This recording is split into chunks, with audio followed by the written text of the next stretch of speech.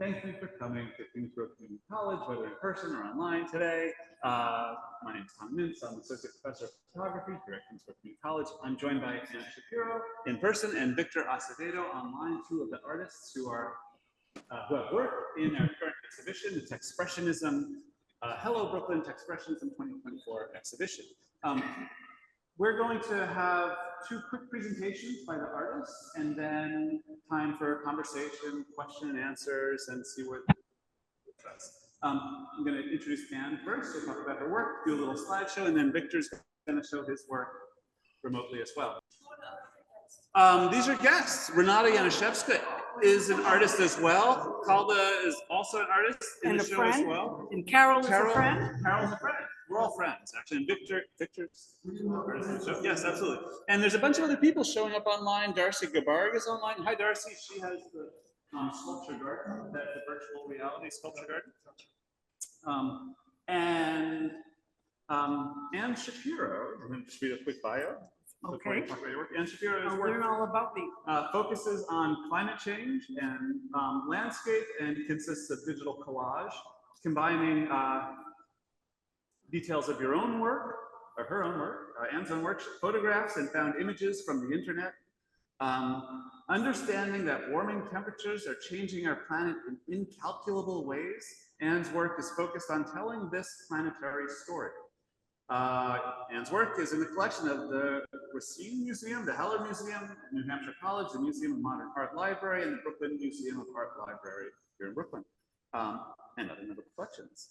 Anne Shapiro works in New York, and we're lucky to have her here with us today. Thank you. Thanks, Ed. I'm going to try to pull up your work right here and share the screen right now, so you can go ahead and get started. Well, he said everything, so I really. It's a pleasure, obviously, to be here with you and to share the stage with Professor Mintz and with Victor Acevedo.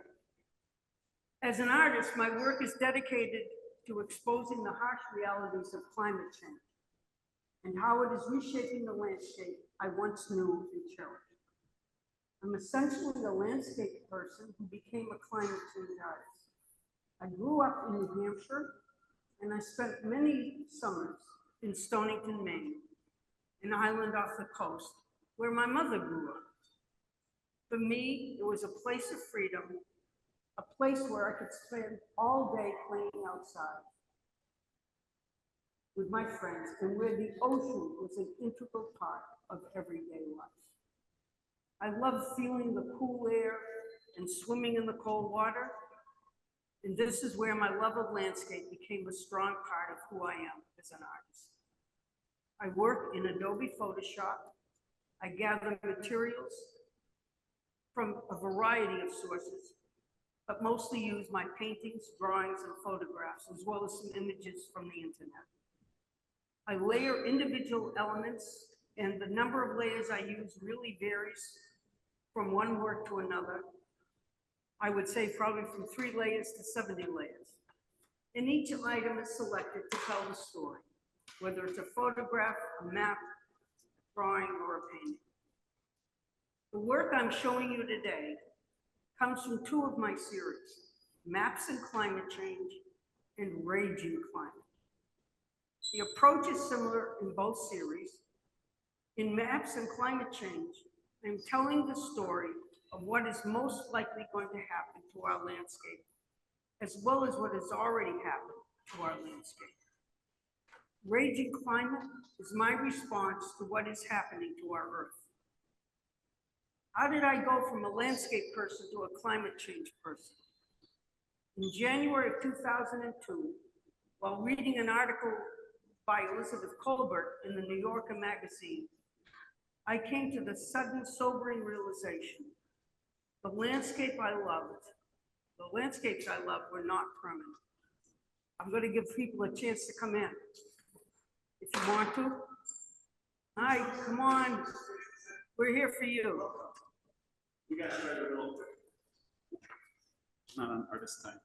Yeah, you were on Shapiro time. All right. I actually don't remember where I left off, but the landscape is non-permanent. Okay. All right, I'm telling the story of what is most likely going to happen to the landscape in maps and climate change work. And in Raging Climate, it's my response to what is already happening, what I see happening, and what's going to happen to our Earth. So how did I go from a landscape person to a climate change person? In January of '02, that article by Elizabeth Colbert realized that the landscapes I love were not going to be there. And they were changing, that it was not permanent. Our land, our Earth was going to be permanent. Climate change was already altering the world around us. Irreversible. Irreversible. The article was primarily focused on what was happening in Alaska. She wrote about rising temperatures, melting snow, and permafrost. And permafrost is soil or sediment or rocks that has been frozen for at least 2 years and can freeze and melt in the layers beneath the snow, causing houses to dip, slant, and sometimes disappear.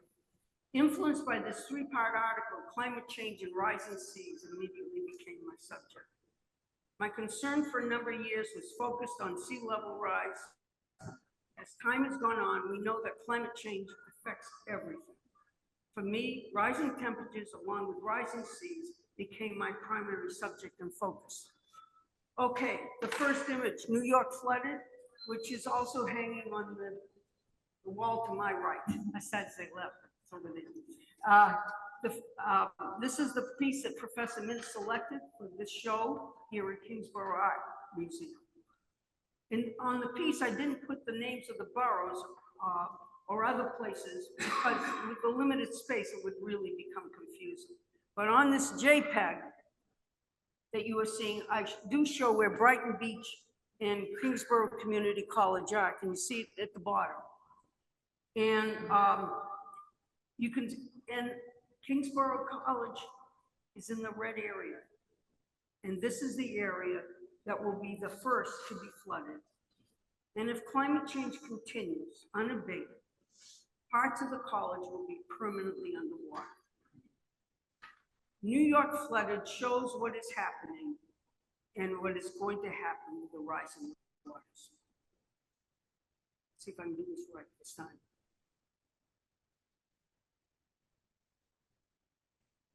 This is Maps and Climate Change, Alaska. In this work, the diagram illustrates how the eroding shoreline is going to change. I include those images that speak to us in the lower 48 as making up what I started to say we think of as Alaska, maybe it's me.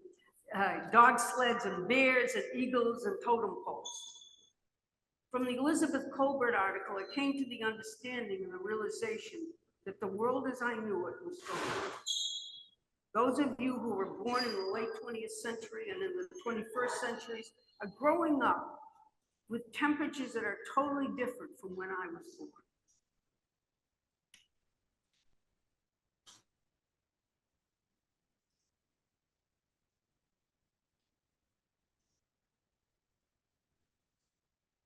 We wait. We are here. This image is Morocco. Most of the early art pieces in this series were very large. My piece on Morocco, when I displayed it, was 51 inches by 96 inches, and it consisted of 36 8.5 by 11 individually framed sections displayed on a tight grid. Although large parts of Morocco are mountainous, its location on both the Atlantic and Mediterranean affects its shoreline. And of course, rising temperatures will have an impact everywhere.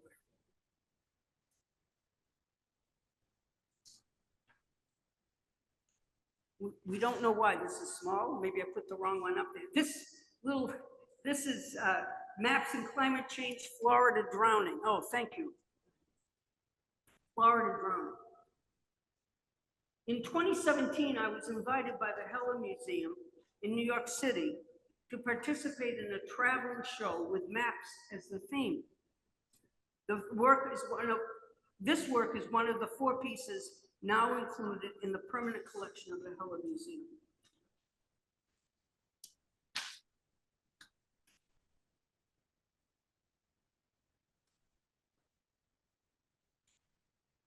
Maps and climate change, Puerto Rico.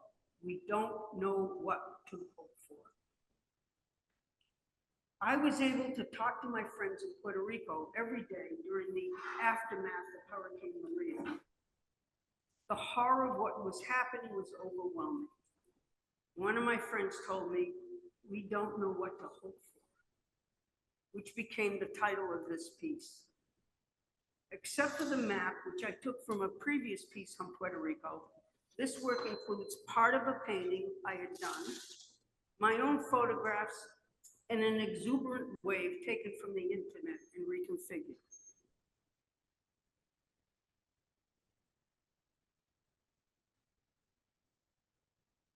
This is Raging Climate.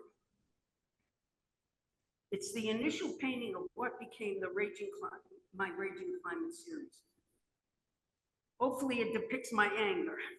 The series developed from my growing frustration with the slow pace of climate action and represents a shift in my work, reflecting the urgency and intensity of a climate crisis.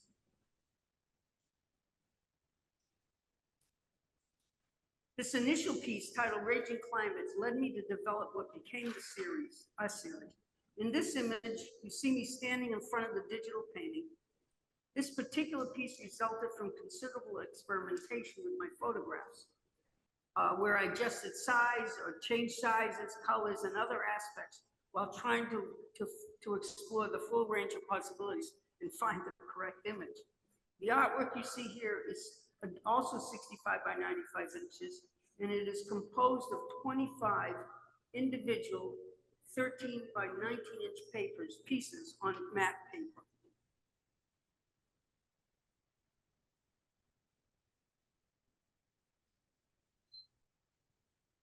Gulf of Maine. This is a piece that combines elements of both my maps and climate change and my Raging Climate series. This artwork serves as a powerful visual statement on the urgent need to address the changes affecting our oceans, seas, rivers, lakes, in essence, all water sources. The reason I consider it as belonging to both series that it includes lettering, so it kind of becomes science and art.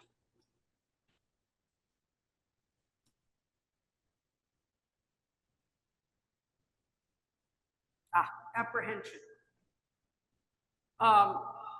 Apprehension combines photographs, drawings, and elements from my paintings.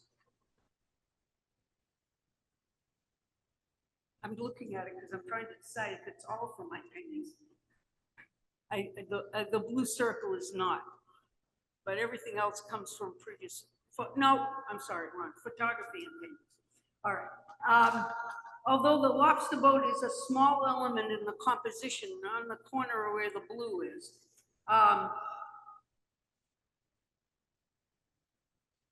the impact, it symbolizes the impact of changing water temperatures on marine life and challenges faced by lobstermen and other people who fish.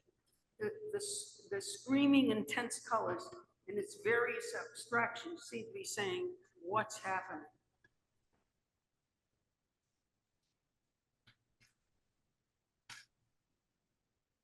The last piece in this series, the last piece in this talk, is apprehension. It combines photographs, drawings, and elements from my paintings. And although I'm in the wrong one. I think I left one out. Anguish, this one is actually anguish. I'm not too sure. Did I skip one? I might have lost one on you there. I skipped 7. Should I try going up? Try. 7. We did this one? Yeah. All right. No. Well, consider it done. So this is not apprehension, this is anguish. It's an ongoing effort to draw attention to the urgent issues of climate change. The artwork is composed solely of my photographs, using abstracted shapes and garish colors to keep the climate change at the forefront of all of which have been manipulated using Photoshop. While my art addresses global climate challenges, it remains deeply personal. The landscapes of my youth, the oceans, coastlines, and seasonal changes are disappearing. I create these works in the hope that they will inspire change and provoke action before it's too late. Thank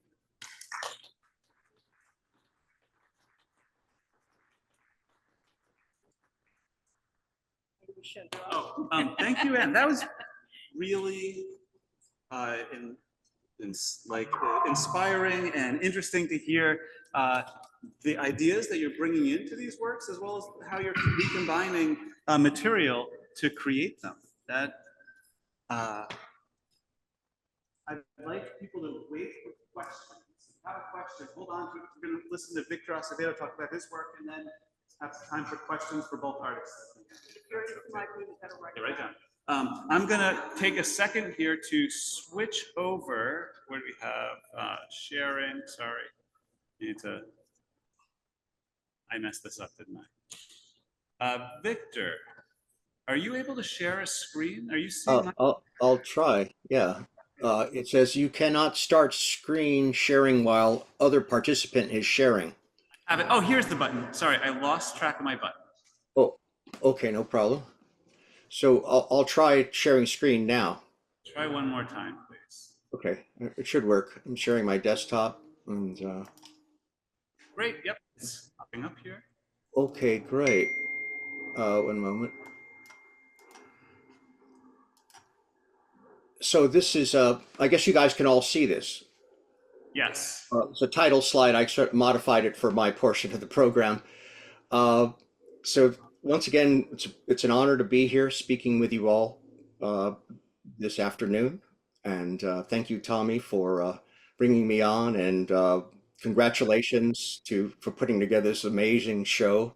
Hello, Brooklyn, Techspressionism 2024 there at the museum.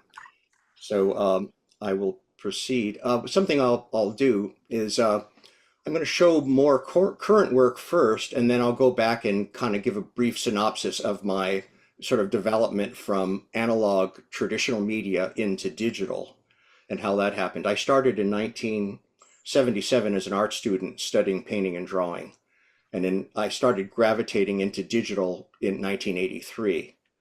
And I would consider myself fully digital by 87. It kind of happened gradually over time, and I let go of analog media. So I'm leaving the title image on for a while because the next screen goes to black, and that's the fade up for this piece that I'm going to be playing. It's a video piece. I should say that I was doing digital prints for a long time, and then I got into digital video, and I was inspired by visual music. So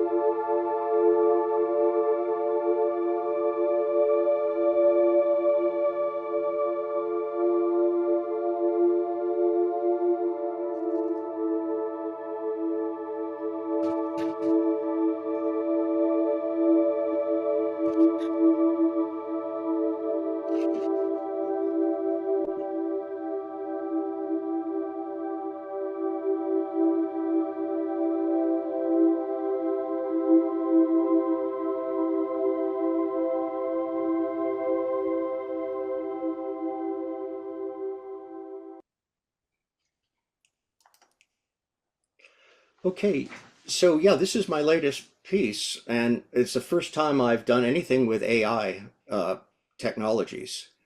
And it's a hybrid of, I left this slide on to give you, so you can look again at the credits that talk about what I've used to make the piece. There's actually live action with that elderly lady walking across the bridge. And it was a moment that this was in Santa Monica going over the freeway there, Pacific Coast Highway. And so I was just shooting video with my phone. I superimposed some computer graphics or CGI. That was the geodesic sphere is a computer generated. And then I dipped my foot in the AI ocean and I sort of picked up Runway Gen 3 Alpha. Those of you who work with AI video will probably be familiar with Runway. And I thought, I wanted to do a video piece, so I gravitated towards that. So you'll see some of the imagery that is very much looks sort of like AI, that AI synthetic look, but it's real and synthetic at the same time. So those are that woman that you see is the women that are fictional, generations of the runway based on, I used text to image and I used image to video, I believe were the modalities that I was using. So I should have had some still images as I was talking about that. But I want to show you another, so that was 2024, that piece. This is, I believe, like 2022 or 2023. This is pre-AI video, but you could see the same kind of components, the overlay of computer graphic geometry and interposed with live action. Those kind of the main two elements. So play this.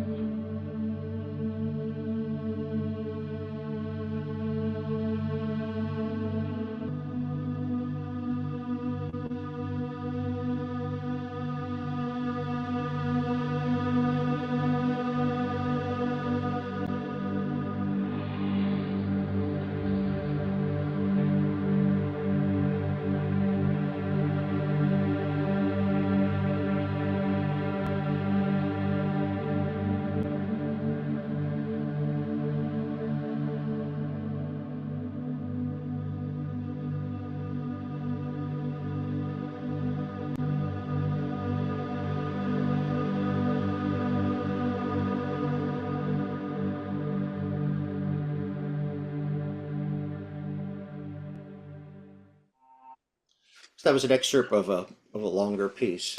Uh,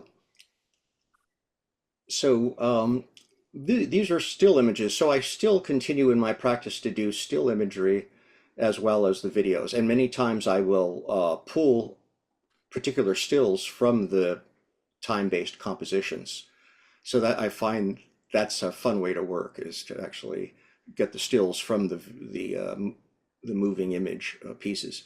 So this is a piece from, look at the date, I put together in 2023, but it's actually kind of a revisitation of something I did originally in 2006. And this was called, in this new incarnation, The Edge of the Metaverse. And it was for an exhibition that was going to be shown at NFT NYC, April of 2023. And it was actually shown in a Web3 gallery called Voxels. So that was kind of interesting, learning about how you would show in an art gallery online in a Web3 space. That's interactive. It's kind of a form of VR. It's like Second Life. You can go in as an avatar, navigate around, see work. In fact, the Techspressionists have done exhibitions like this as well. Like Siberiana is a great example that Tommy Tommy Mintz was involved with. I'm going to talk a little bit about that or show some images from that later. But anyway, so this is a composite of the old version with a new version and expanded for this theme, edge of the universe, edge of the metaverse. And here's some close-ups of that. It's sort of kind of a metaphor, an illustration of the notion of a human, or in this case, this young woman who's outside the metaverse, the Web3, but also integrated into it as well as our identities get mapped and morphed into this cyberspace. Is the notion. And here's another piece that was revisioned and expanded for, this was in 2021. It's a portrait of my older brother. Surrealistic. So this is what the show was. It's called Mask Ephemera. So I thought this piece was done many years before, 20 years before I submitted it to this exhibition. So I wasn't thinking of it as a mask. I was thinking of it as a kind of a metaphor for energetic phenomena that was happening, part of what I call the void matrix. But it looked like a mask. And they liked the idea of it as well. So this new title is called Portrait Masked, David Acevedo. So let me see, here's I think this will play. Yeah.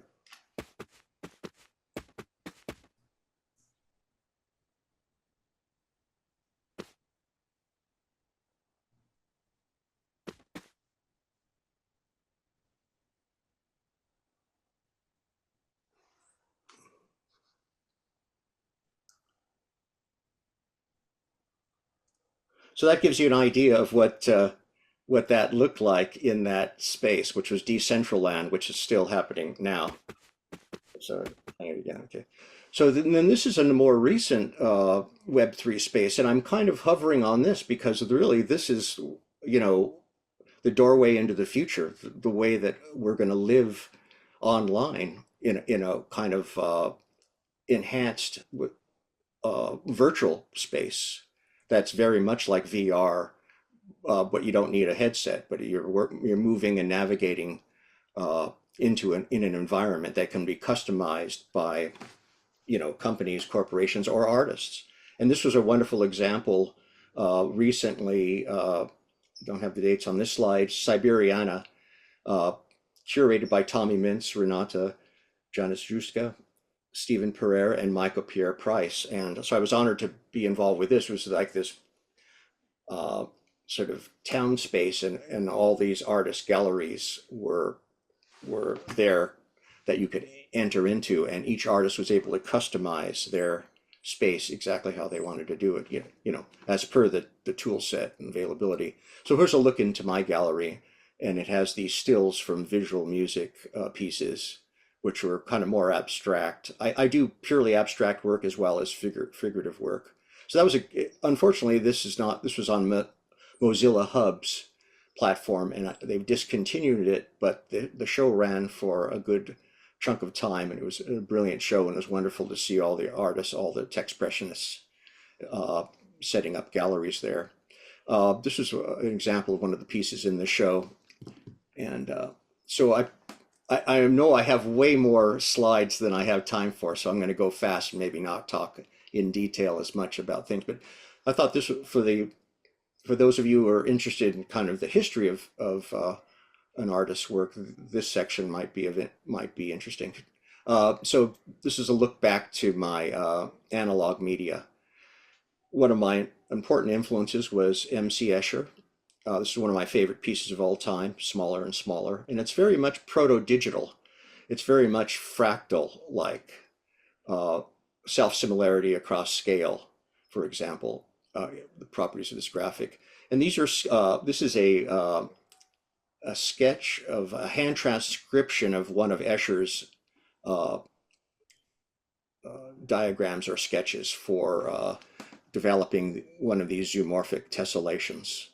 And it's very much like digital, where it's like vector graphics, where you have discrete plotting of points on a grid matrix, and the grids could also speak to pixels, a pixel matrix, So that was pretty amazing to make that connection between Escher and the digital domain. So this is the kind of work I was doing. This is actually from '79. It says oil and canvas, but it's a graphite on paper. And these are other Escher-inspired works. This is from November 1980, all pre-digital. So I'll go fast here. You can get a taste of these and go still image later if you're watching the recording. This was another important book that I read in 1978, 79. I think that the books now that might be inspiring young artists are quite different, but this is still really relevant as in a sense, as a conceptual base or part of a data point in a conceptual schema if you're developing your worldview towards making visual artifacts. Now you might read books by Harari. Sapiens, for example, might be good. Grist for the Mill. And this is, I won't read this, but this is talking about the parallels between Western science, subatomic explorations, and the void matrix that's found in Eastern mysticism. This was another important influence. R. Buckminster Fuller's Synergetics. It's two books about his spherical and omnitriangulated geometry. And the geodesic dome that people know about is actually a subset of this geometrical exploration. So this was like a great way for me. I looked at this and I go, wow, this is a great metaphor, graphical metaphor for figure ground. You know, an object, it could be a person or a thing, object that is embedded in this omnidirectional matrix. And then I first discovered digital by taking a class at Art Center College of Design in Pasadena with Gene Youngblood. And he showed us, this was in 1980 and 81, he showed us early experiments in what was called computer graphics. And this piece by Ed Emschwiller on the left is a still from it. It's a video called Sunstone. And this was just life-changing for me. It's from 1979. And it was made at the New York Institute of Technology in collaboration with computer scientists. And then also Woody and Stena Visuka, who started the Kitchen in New York. Many of you may have heard of them. Their work was very, impactful to me as a young art student who was studying painting. But when I saw this, I go, yes, this is the future. And that was the class was based on Gene Youngblood's book, Expanded Cinema. So these are very early. I didn't get access to computer graphics right away. It wasn't until '83 that I got 2 years later. It's hard to believe. PCs were just rolling out to a wider audience, wider range of end users, and it wasn't actually active or implemented yet a digital curriculum for art students and design students in the early '80s. It really wasn't. It was still in the residencies of the engineering and science departments where you might get access to a computer.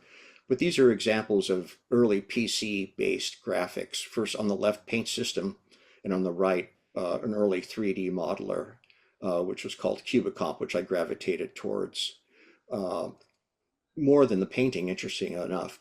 But a hybrid of the two domains was really kind of how it all evolved or crystallized for me. So this is, in this slide, it shows you this bridge. I talk about doing my first digital in '83, but really developing over a 4-year period while still doing some analog media work. So this is, for me, in one slide will show you that bridge. The original photograph on the top left is a photograph of my brother on the left and my father. So most of, I would say 95 of the images, the photographic source images that you see in my work are images that I've taken myself, at least in the older work.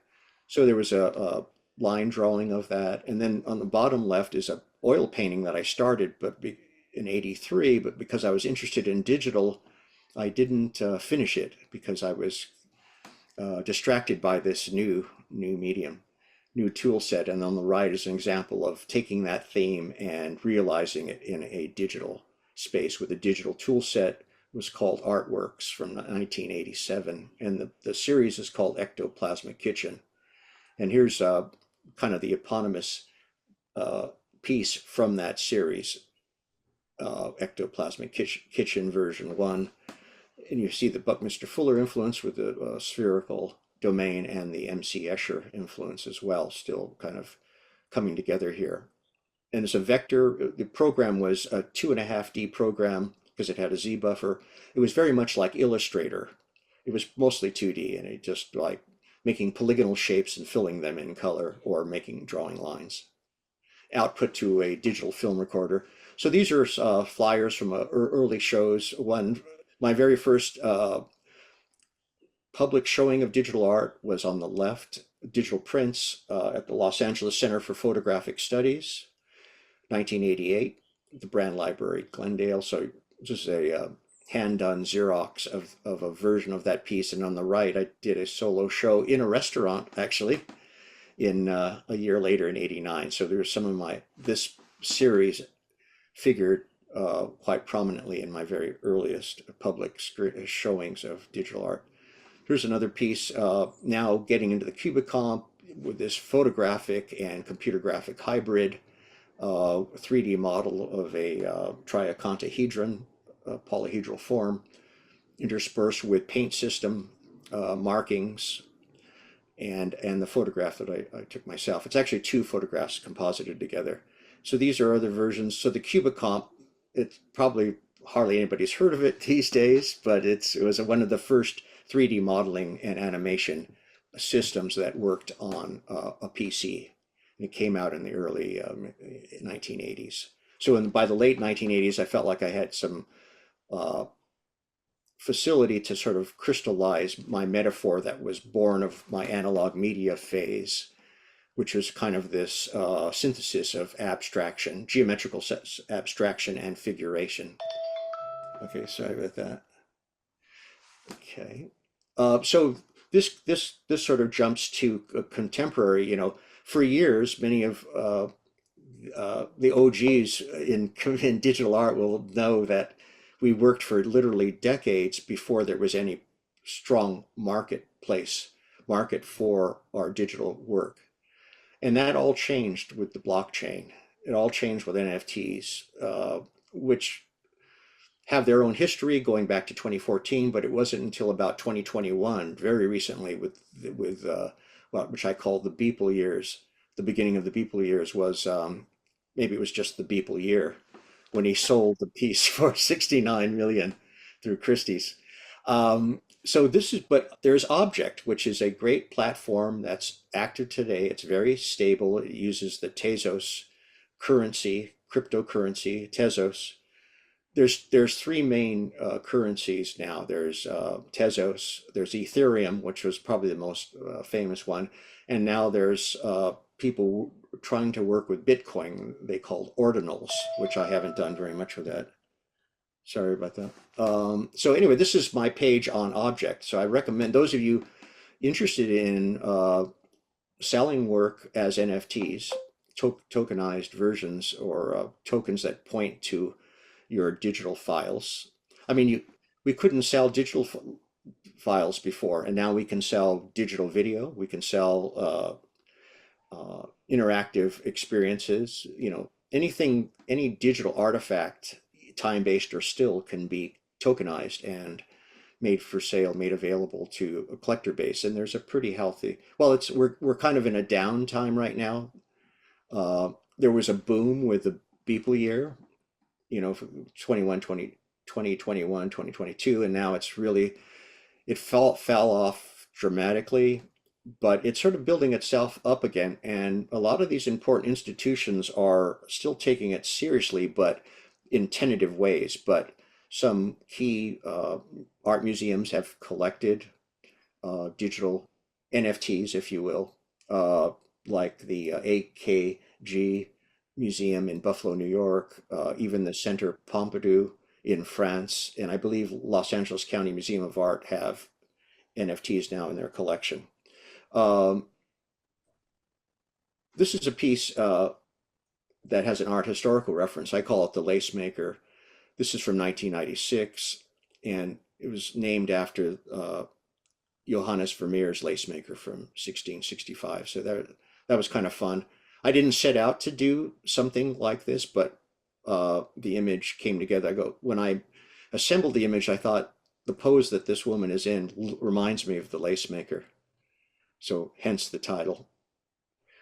This brings us to Hello Brooklyn, the Techspressionist 2024. This is my piece that's in the show. Some of you are live in the museum space there, and you can find this on the wall. It's a small piece, about 13 by 19 inches. This is called NYC 8385. It was made in 1993. And there it is on the wall.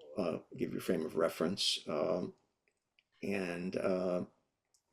There's a vitrine, and I published this book in 2022 called Acevedo in Context, and I was honored to have it included in the vitrine there with other books, publications from some of my Techspressionist colleagues. The show is a beautiful show. It's amazing. Unfortunately, I wasn't able to get there, but curated by Tommy Mintz, Giovanna Sun, Singjin Lee, and Oceana Andres. Forgive me if I've pronounced some of the names wrong. There's also a video reel there. I have this piece called Red Shadow, which has a jazz soundtrack.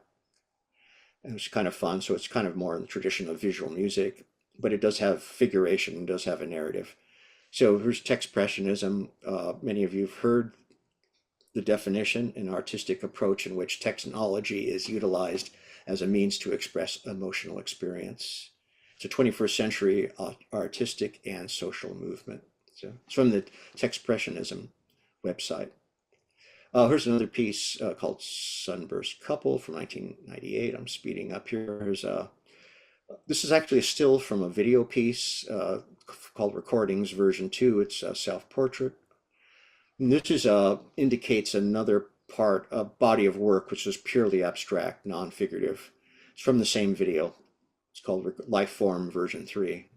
And this was created from a 3D model, a polyhedral model with rendered form as well as wireframe structures that was then warped with a VJ software called VDMX. So that's how these warps weren't modeled. It's more of a video effect that was put on an animation after the fact, and then this goes to I coined this phrase called electronic visual music as a complement to EDM, EVM it is, and also building on the traditional visual music. It has a long storied history, but I thought since a lot of visual music is digital, it could easily be called electronic visual music. So I got into doing live projections for a while. So this is a performance I did at the Los Angeles Center for Digital Art, which just opened up. It went into hibernation for about 3 years after running 16 years, putting on digital art shows in Los Angeles, and it's just reopening next month. And this was from May 25, 2019, was a live performance of projected works. And here's, I'll wrap up here. Here's another video piece.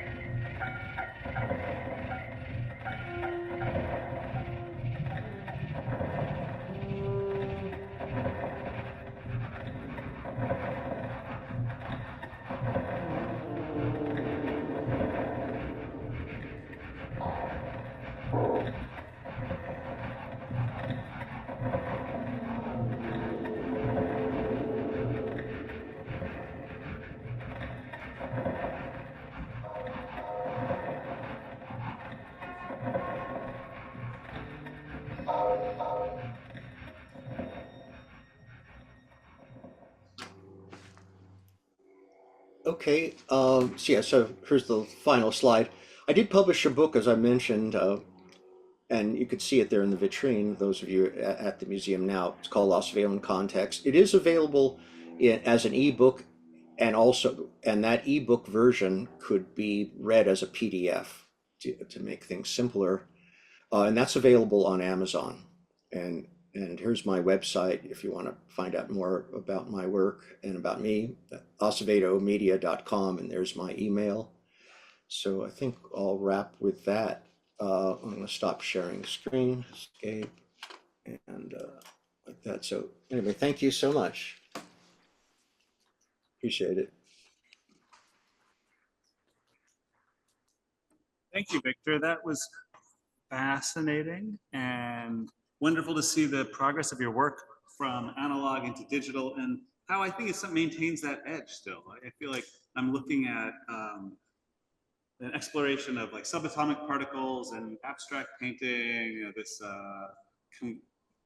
combination of Escher and digital is a really fascinating edge to be pushing visual. Thank you. Thank you so much.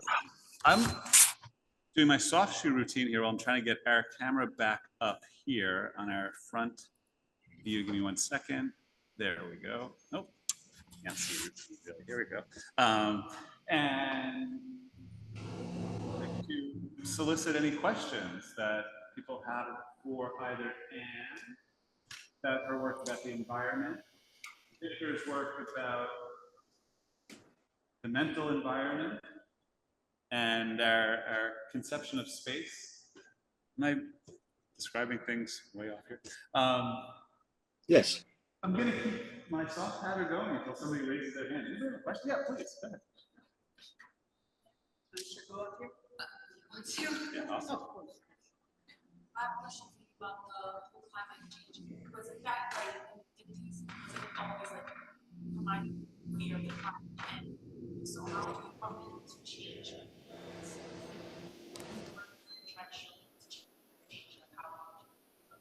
I'm actually not showing people how to change.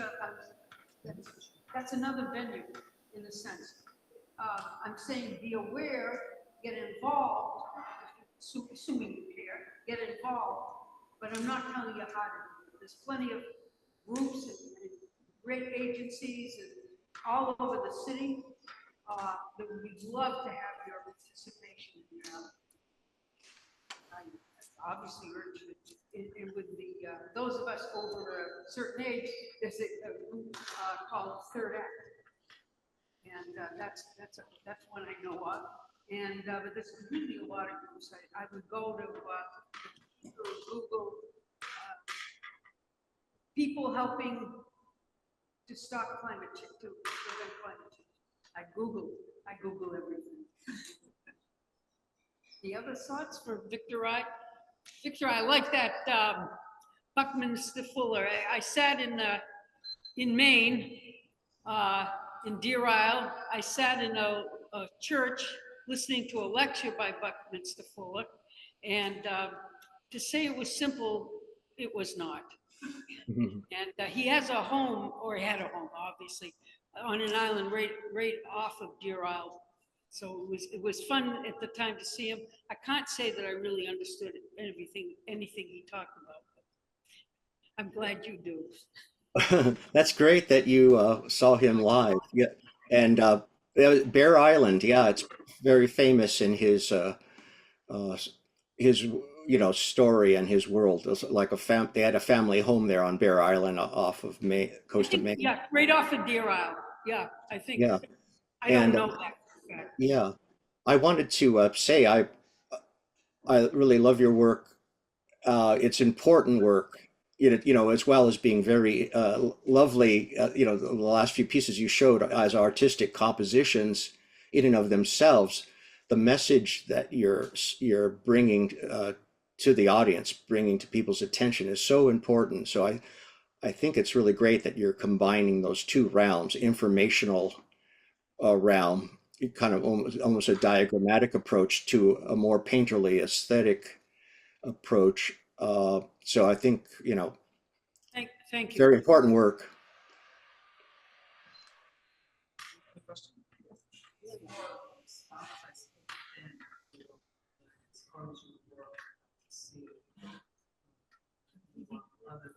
Did she be heard?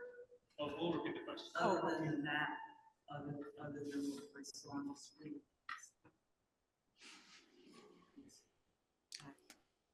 It was a punch in the gut person to me as we talked about being a sandy supplier and seeing the area when it happened, how much was taken.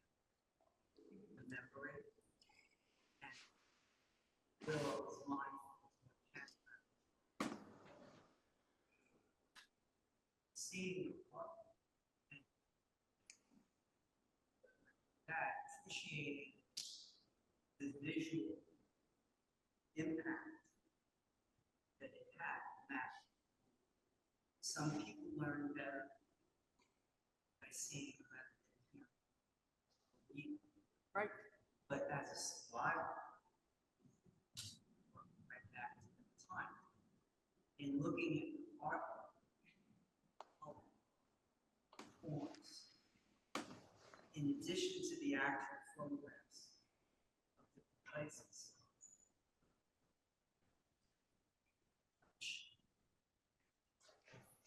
people don't get it. That's a shame. It's really, you know, when I think analyze to people that are necessarily artists, Say that to sentence. people not just artists, but people that aren't necessarily artists, so beneficial. Visual domain. Think about that. You know, Amelia and I were talking earlier, and I just wanted to say that as an artist who deals with this subject, to know that at least one person is heartfelt for it and appreciates it and is able to respond to it is personally fulfilling. And I thank you for your response. Thank you. And I thank you for everybody to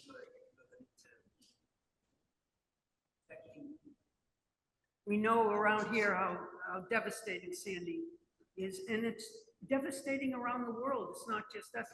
I took out a few slides. I went to Pakistan where the kids seem to be floating away in my first in like a plastic swim pool. There were like 8 or 9 children being floating down the river, or where it was not clear where they were floating, to be honest. But you know, I mean, we lost our home and things, but one story, one woman that was desperately holding on to the children. makes me think of that tsunami. You know, yeah. And also the color can't help but be affected just on a purely visual, sensual level. So thank you. And I thank you again.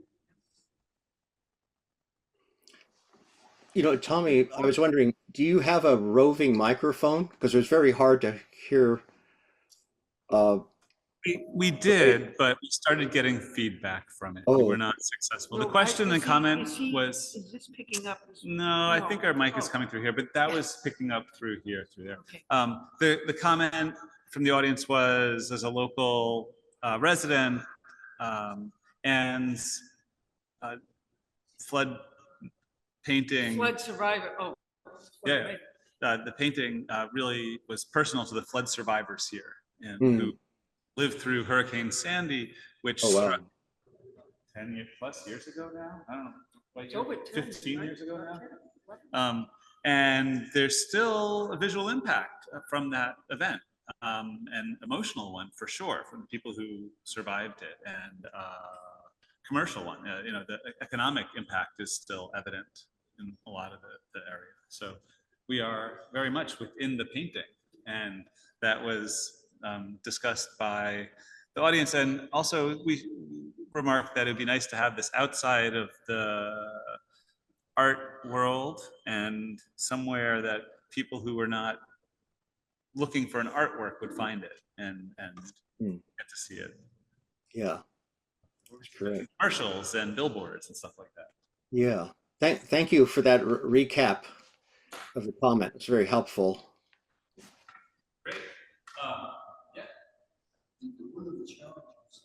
points, question of scale. When something happens to a person or perceived person as a victim, when you think about the migration, so what is taking place, so you can see. You know, I don't know.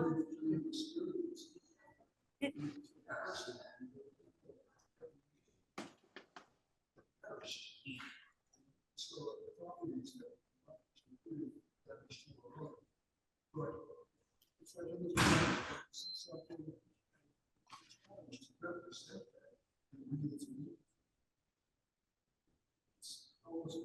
I don't know how to do it, you know, to create really trail and so sees it, but you know,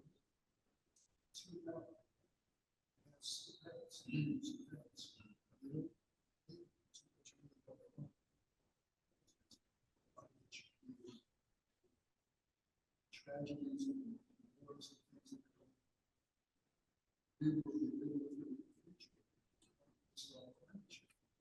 yeah, but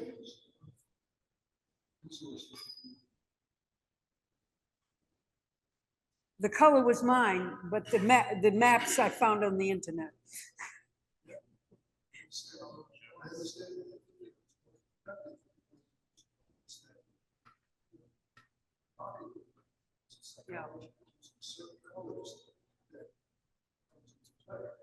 I can't but agree with you, obviously. I totally agree.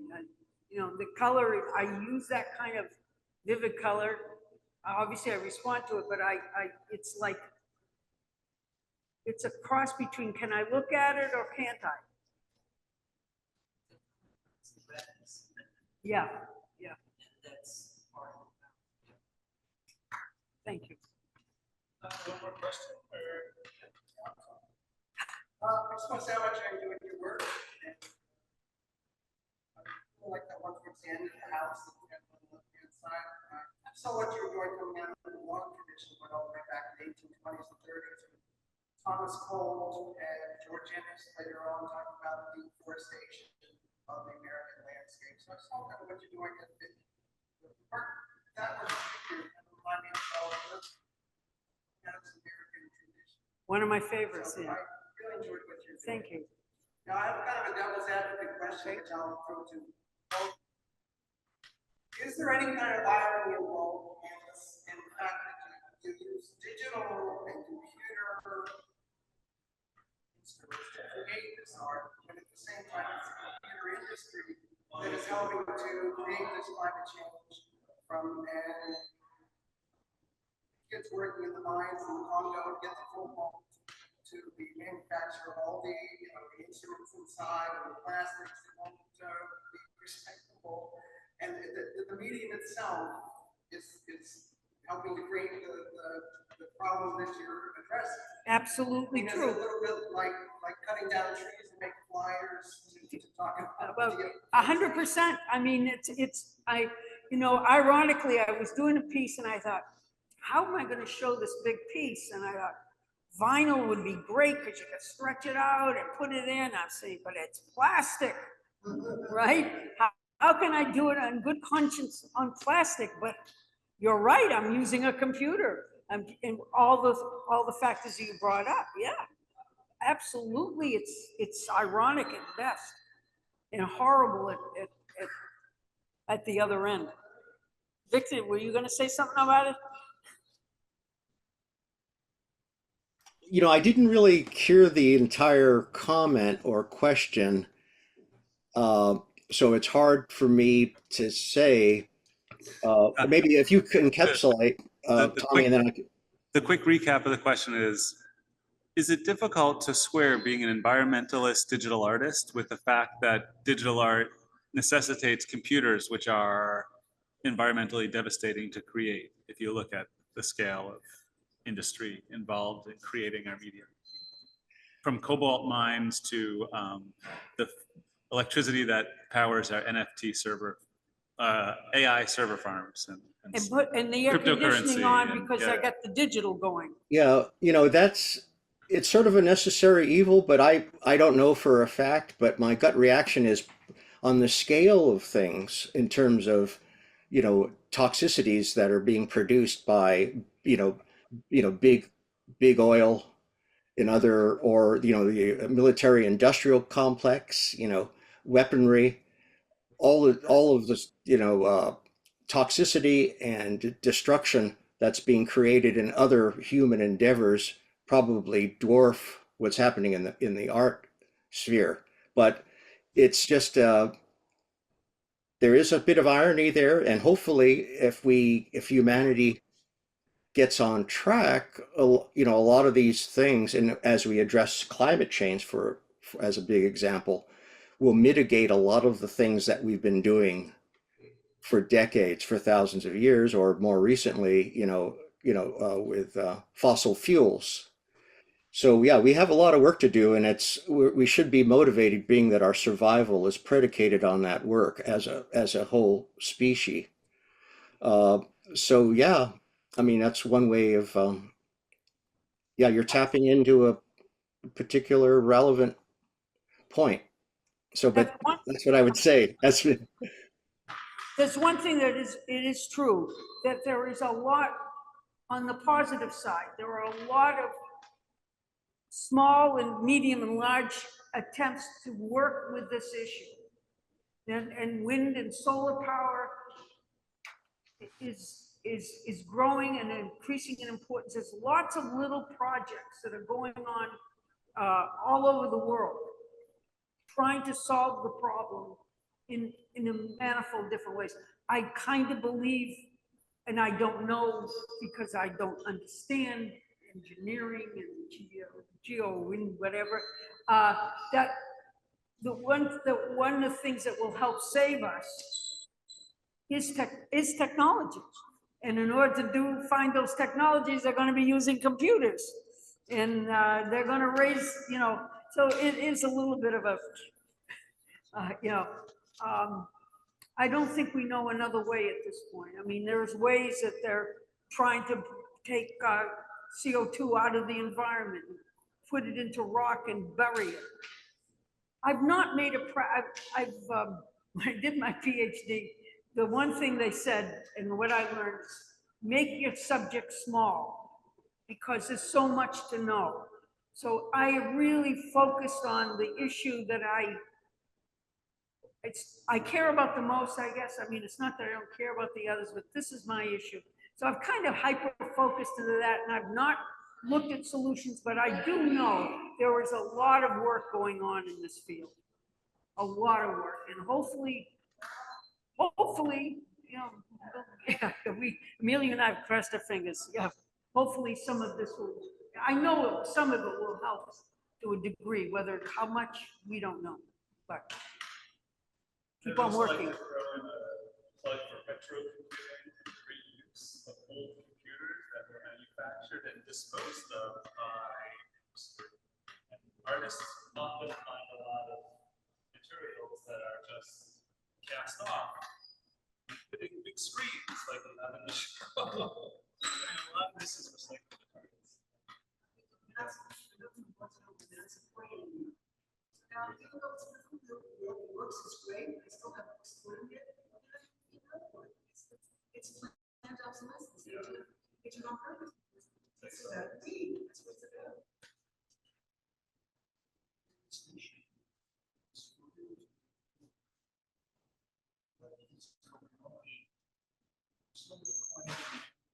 So much better. So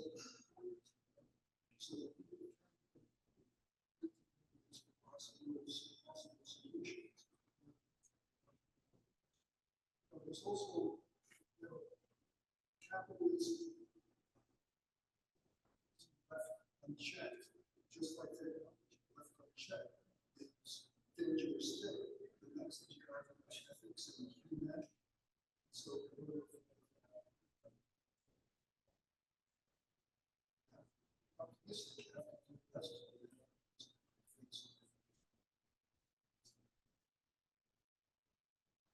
Does any of it, Do you guys have any questions or comments? Speaking with them about art. Saying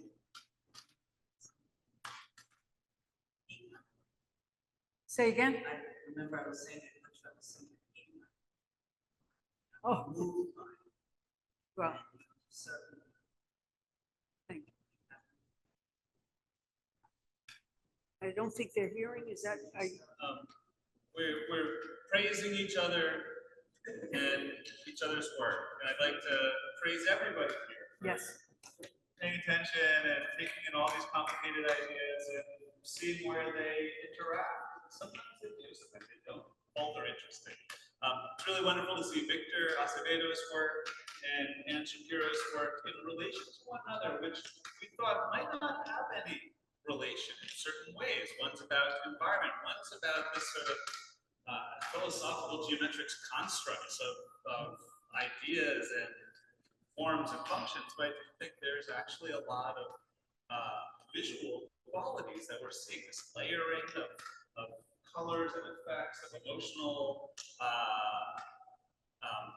from India, emotional evocation based on that kind of maybe abstraction of these very complex ideas that allow us to simplify a little and connect and not gloss over the details, but be able to pay attention to these important concepts, even if the details are maybe too much to take in all at once. The broad is also important. Absolutely. Yeah. Victor, do you have anything last to say? I'm sorry that we haven't been yelling at our microphone. That's okay. I loved what you were just saying there as a way of kind of describing your takeaway from my work as I presented it today.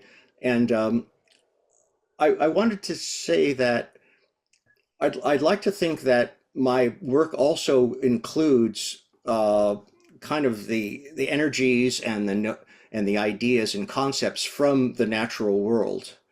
It's the fact that it's sort of like heightened snapshots of everyday life is happening, or the forms, the geodesic sphere, Buckminster Fuller's domes kind of come out of emulating the structural principles of nature. His whole synergetics is based on that principle. So it's very much a connection to nature. And the way that, human beings, we operate as we go through our lives in the physical and metaphysical domain. We a priori, operate on those two different bandwidths that are fully integrated and, and operating in concert with each other. So, and then the natural order is a big part of that. The metaphysics is a way that we kind of express and also experience nature. So I just thought I'd throw that in. And do you want to say anything before we wrap up here? Not really. I think I feel we've really addressed the issue and talked about it. And yeah. Solved, right? If only. But we did solve the question of how to talk about art in a way that informs and enlightens. So I think that's always an important. I just want to say this is a great show. Any of you close enough to come, please do. It's a wonderful show. We're open for one more week. Hurry. Thank you, Victor. Thank you, everybody. Thank you so much.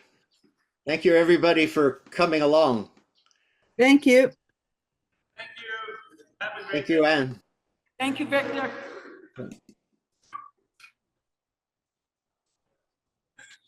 That worked technologically, not too. Not There's bad. the glitch and the DIY. This is small. I don't want to Yeah, get thank you. lost. I'll keep my computer thing here.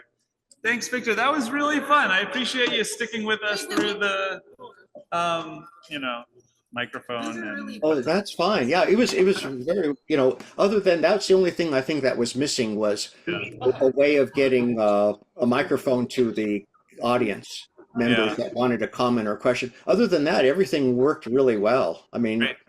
and I know it's not easy. You're doing amazingly well. And Well, thank you. even wanting to, try to pull this off is courageous. You're doing very good. Doing very well. Spin a bunch of plates, and if some of them stay spinning, we're okay. Yeah, All right. that's All great. right. Thank you. Well, thanks again. There is paperwork you need to look in your spam folder for or something. I'll send you an email. I got an email Cool. saying there's an email that has a form you need to sign. So look Cool. for. Okay, sure. Yeah, I didn't get it. Did they send it? Did you send it recently? Wasn't from me. I'll chat offline. I think we're actually recording. Oh yeah, right we were recording, so yeah, we'll